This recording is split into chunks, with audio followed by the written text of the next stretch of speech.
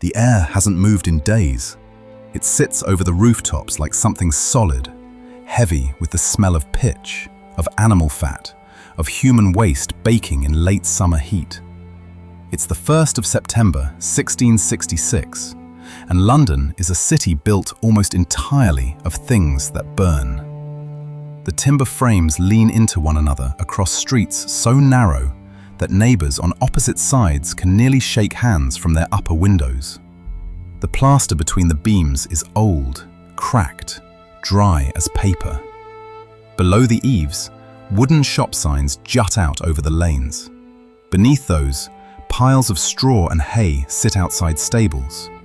Barrels of tallow, stacks of coal, heaps of rope and pitch stored by the river. And under everything, wooden wharves, wooden warehouses, wooden tenements packed so tightly together that in some parts of the city, sunlight never reaches the ground. This is what London looks like the night before it starts to disappear. To understand why what happens next becomes unstoppable, you need to understand what this city actually is. Not the London of monuments and parks that comes later. This London, the one standing right now, is medieval infrastructure straining under the weight of a city that has doubled in population within living memory. Around 400,000 people live here, many of them in single rooms, some in cellars. The poorest packed into the alleys, running off the lanes, running off the streets that run down toward the river. There is no municipal water system. There is no fire brigade. There are parish pumps, leather buckets, and a few hand-operated engines that can barely throw a stream of water over a garden wall. And there are the fire hooks, long iron poles with curved ends, meant to pull down burning buildings to create gaps, fire breaks that might stop the spread. They hang in churches and public buildings, maintained by the parish. In theory, they are London's primary defense against catastrophe. In practice, no one wants to use them, because pulling down a building means destroying someone's property. And property, in 1666, is the only security most people have. No insurance exists, no compensation fund. If your house is demolished to stop a fire, you lose everything, and no one owes you a thing. So the fire hooks stay on their hooks. And decisions about whether to demolish buildings fall to the Lord Mayor. And the Lord Mayor, a man named Thomas Bloodworth, has to weigh the legal consequences of ordering destruction against the visible evidence in front of him. At 1 in the morning on September the 2nd, a fire starts in a bakery on Pudding Lane, near the northern end of London Bridge. Thomas Farriner, the baker, wakes to smoke filling his house. His family escapes across the rooftop to a neighbour's home. A maidservant, too frightened to cross, stays behind. She becomes the fire's first casualty. The parish constables arrive. They look at the blaze. They send for the Lord Mayor. Bloodworth arrives, surveys the scene, and says something that history has never let him forget. He looks at the fire, still confined to a handful of buildings, and reportedly declares, "A woman could piss it out." He goes back to bed. What Bloodworth doesn't account for, what almost no one in the city fully understands, is that London has been drying out for months. The summer of 1666 has been unusually hot and almost entirely without rain. The timber frame buildings, some of them a century old or more, have spent weeks baking in heat that has turned their wood to kindling. The thatch, the lath, the plaster, all of it is desiccated, and a steady east wind has been blowing for days. Not a gale, just a persistent, dry, warm wind, pushing steadily from the east toward the heart of the city. By dawn, the fire has consumed most of Pudding Lane and jumped to Fish Street Hill. It's moving west, carried by the wind, feeding on the warehouses along the river. These warehouses are full of the most flammable materials in the commercial world: oil, hemp, tallow, brandy, coal, timber, pitch. When the fire reaches them, it doesn't just spread, it detonates. Whole buildings erupt, fireballs arc across streets. The heat becomes so intense that structures ignite before the flames even touch them. The radiant energy alone enough to set dry wood alight from 20 feet away. And now, something happens that transforms a serious fire into an existential catastrophe. The fire reaches the warehouses at the foot of London Bridge. The bridge itself is lined with buildings, shops, houses, a chapel, all made of wood. If the fire crosses the bridge, it reaches Southwark, and the destruction doubles. But by a stroke of architectural luck, a gap in the bridge's buildings, left by an earlier fire decades ago, acts as an accidental firebreak. The bridge is saved. Southwark is spared. But the wind doesn't care about the bridge. The wind is pushing the fire west, along the riverfront, toward the wealthiest and most densely built parts of the city. And the people in its path are only just beginning to understand what's happening. What does survival look like when your entire city is fuel? It looks, first, like denial. The residents of Thames Street, watching the glow to the east, convince themselves the fire will be contained. Fires happen in London. They happen regularly. The parish system handles them. The watch handles them. Someone always handles them. So people go back to their rooms, close their shutters, and wait. By mid-morning on Sunday, denial is no longer possible. The fire is visible from every part of the city east of Cheapside. The smoke column is enormous, dark at the base, orange lit from within, leaning westward with the wind. Ash is falling like snow on rooftops half a mile from the front. And the sound. This is something the written accounts keep returning to. The sound is unlike anything anyone has heard. A low, continuous roar, punctuated by the crack and crash of collapsing buildings. The fire is creating its own weather. The heat generates powerful updrafts that suck in air from the surrounding streets, creating winds that didn't exist before the fire started. These winds accelerate the flames. The fire is feeding itself. Now comes the scramble. And the scramble reveals everything about who has resources and who doesn't. The wealthy hire carts. They load their goods, furniture, silverware, documents, cloth, and send them west, toward the open fields beyond the city walls. But carts are limited and demand is instant. The price of a cart, which might normally cost a few shillings, rises within hours to extraordinary levels. Samuel Pepys, the diarist, records hiring a boat to carry his valuables downriver. He buries his wine and his Parmesan cheese in the garden. These details sound almost comic. They are not. They are the actions of a man who understands that everything he owns might be gone by morning and is making ruthless calculations about what matters most. The poor have no carts. They have no boats. They have what they can carry on their backs. And so the streets fill with people carrying bundles of clothing, dragging children, clutching whatever they could grab in the minutes before the heat forced them out. They move west and north, always west and north, because the fire is coming from the east and the river blocks the south. The lanes are choked. The gates in the city wall become bottlenecks.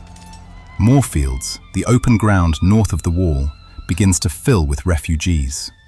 By Sunday evening, thousands of people are sleeping in the open air, surrounded by whatever they manage to save, watching the skyline to the south pulse orange. And still, almost no buildings are being demolished. This is the part that is hardest to understand from a modern perspective. The fire is visibly out of control. It is consuming entire streets. The heat is blistering paint off walls 3 blocks from the front. And yet the authorities are not creating fire breaks. They are not pulling down buildings ahead of the flames. They are fighting the fire with buckets and hand squirts, which is like fighting a river with a sponge. The reason is partly Bloodworth, who is paralyzed by indecision and terrified of the legal liability. But it is also something deeper. It is the fundamental structure of authority in the city. London in 1666 is governed by a patchwork of overlapping jurisdictions. the city corporation, the livery companies, the parishes, the crown. No single authority can order the demolition of buildings across parish boundaries. No single authority controls enough manpower to execute it, even if the order were given. The city's governance is designed for normality. It has no mechanism for catastrophe. By Monday, the fire has consumed most of the city east of Walbrook. It has crossed Cannon Street. It is approaching Cheapside, the widest and most important commercial street in London. The Guildhall is threatened. The Royal Exchange, the centre of London's financial life, is directly in its path. Samuel Pepys has gone to Whitehall. He has told the King what he has seen. Charles II, to his credit, acts. He orders demolitions. He sends his brother, the Duke of York, into the city to coordinate. Soldiers begin pulling down buildings with the fire hooks and gunpowder. But it is Monday now. The fire has been burning for more than 30 hours, and the demolitions are too small, too late, too close to the fire front. The flames jump the gaps before they can widen. The radiant heat ignites buildings that were supposed to be safe behind the brakes. On Monday night, the Royal Exchange burns. The Great Courtyard, where merchants from across Europe have conducted business for a century, fills with fire. The statues of English kings in their niches above the arcades look down on the inferno until the heat cracks the stone and they topple, one by one, into the flames. And then, on Tuesday, the fire reaches the place that changes everything.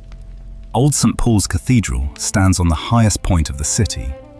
It is enormous, ancient, and in terrible condition. The roof has been under repair for years. The nave is surrounded by wooden scaffolding. The churchyard is packed with booksellers' stock, thousands of volumes stored in the crypt of a nearby church for safekeeping, which means they are now concentrated fuel waiting for a spark. The scaffolding catches first, then the roof leads. The lead melts and runs down the walls in streams, pooling in the streets below. The stones of the cathedral crack and explode in the heat, sending fragments flying like shrapnel. The bookseller's stock ignites, and the crypt burns for days. Pepys will later describe walking through the ruins and feeling the ground hot beneath his feet through the soles of his shoes, weeks after the fire has passed. St. Paul's is not just a building. It is the symbolic centre of London. Its destruction tells every remaining resident the same thing: nothing is safe. There is no structure strong enough, no stone thick enough, no institution old enough to survive this. By Tuesday night, the fire stretches from the Tower of London in the east to the Temple in the west. It has burned through the heart of the city. 13,000 houses are gone, 87 churches, 44 livery company halls. The Guildhall's interior has been gutted, though its stone walls still stand, glowing in the dark like a furnace. And then the wind changes. Wednesday morning. The east wind that has driven the fire for 3 days weakens, shifts, dies. The fire breaks that were too small on Monday are now, combined with the wind's retreat, enough. The fire's western advance slows, stops, sputters.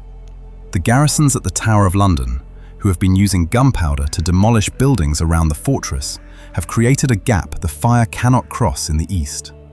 The perimeter holds. By Thursday, the fire is out.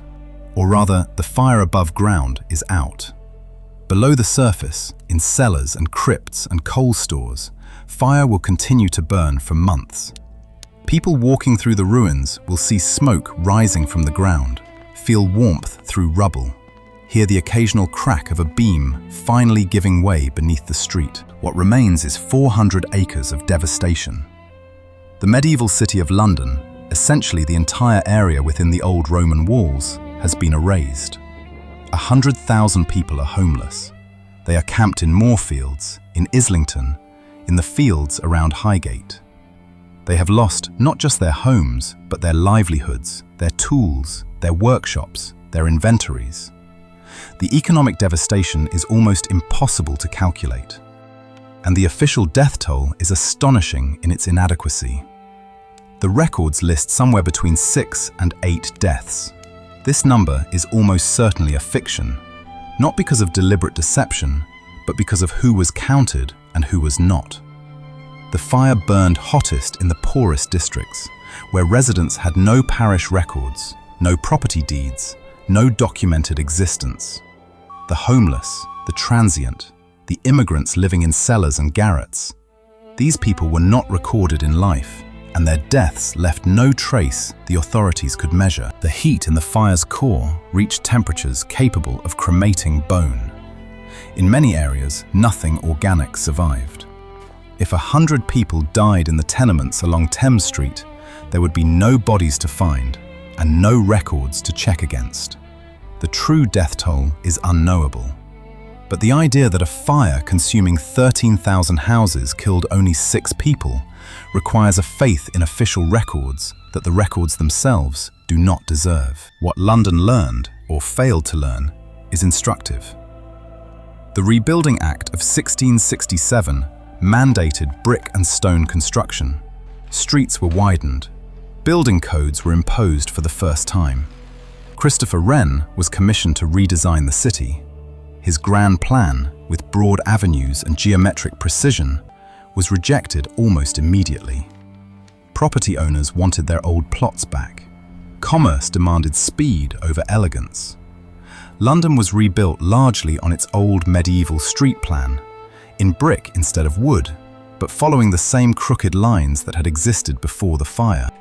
The fundamental conditions that made the fire unstoppable, the density, the lack of coordinated authority, the absence of any system designed to handle catastrophe, these were addressed piecemeal.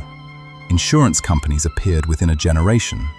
Fire brigades followed, though they were private, run by the insurance companies themselves, and would only fight fires at buildings displaying their company's plaque on the wall. If you weren't insured, you burned. The city that rose from the ashes was stronger, harder, less flammable, but it was not rebuilt by design. It was rebuilt by the same forces that had created the old city: commerce, property rights, individual ambition, and the deep reluctance of any authority to interfere with what a person does with what they own. Stand in the ruins on that Thursday morning, the smoke still curling from the ground, the stone walls still too hot to touch, the sky a strange brownish yellow from the particulates hanging in the air. Look east from what was St. Paul's, and you can see the tower, 3/4 of a mile away, with nothing in between. No rooftops, no steeples, no chimneys. Just a flat, smoking expanse of rubble and ash, stretching to the walls and beyond. A city of 400,000 people, and the sound that carries across the ruins is not construction, not commerce, not church bells. It is silence. The fire did not happen because someone left an oven burning. It happened because a city made itself into fuel over centuries and then waited for the wind. Historians still weigh which failure mattered most: the delay, the wind, the density, the paralysis of authority. Which one stays with you says something about how you understand disaster itself. These reconstructions continue, one place at a time.